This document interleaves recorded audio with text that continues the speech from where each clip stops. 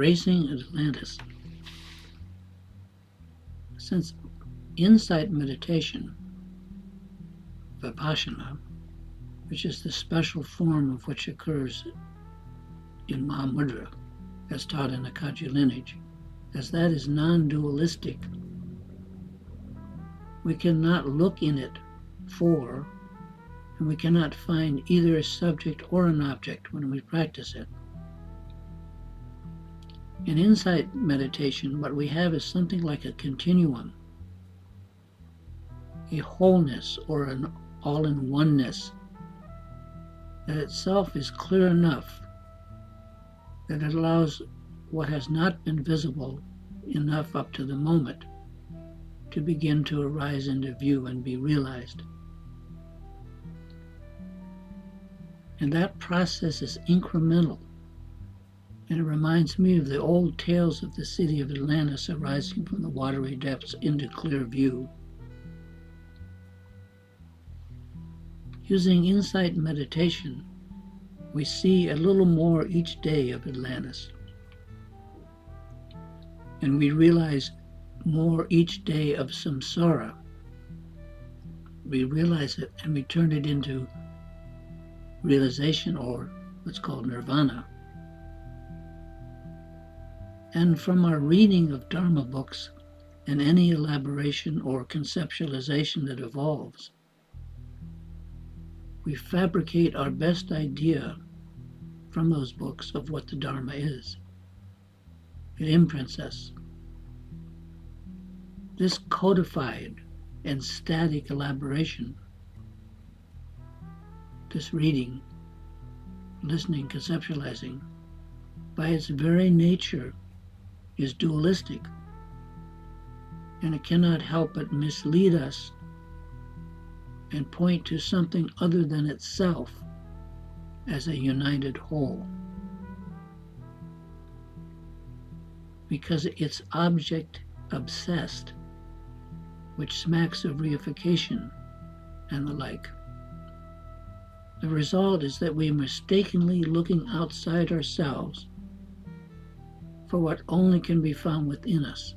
By our looking inside at the mind itself, it's there, we just never have looked at it. This is a huge problem, and it's reminiscent of the old image of the guru pointing his finger at the moon, and the student looking at the finger pointing and not at the moon.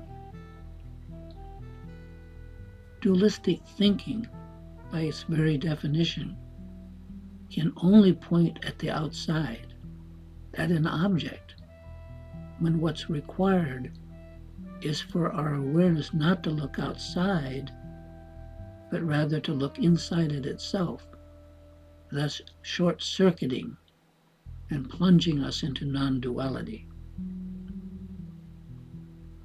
And in non-dualistic Dharma practices like insight meditation, those two, those subjects and objects, dissolve and are one continuous whole and not two. That's the way they naturally are. There's not a subject or an object to be found. We are free floating in free fall. And so, in day-to-day insight meditation, our realization, however much of it we have, is continually being extended and expanded until the entirety of samsara is realized as nirvana. That will take a while for folks like me. Laughing out loud.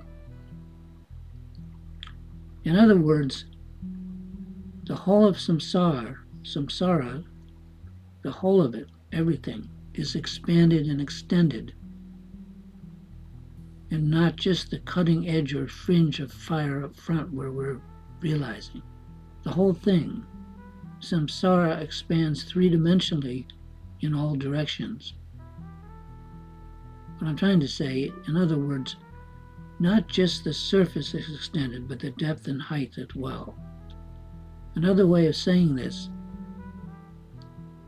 samsara in its totality, which is everything within our possible awareness, is increasingly realized to be nirvana until it reaches 100%, which amounts to nirvana or enlightenment.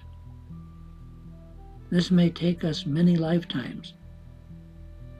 However, there's no time like the present to get started, is my view.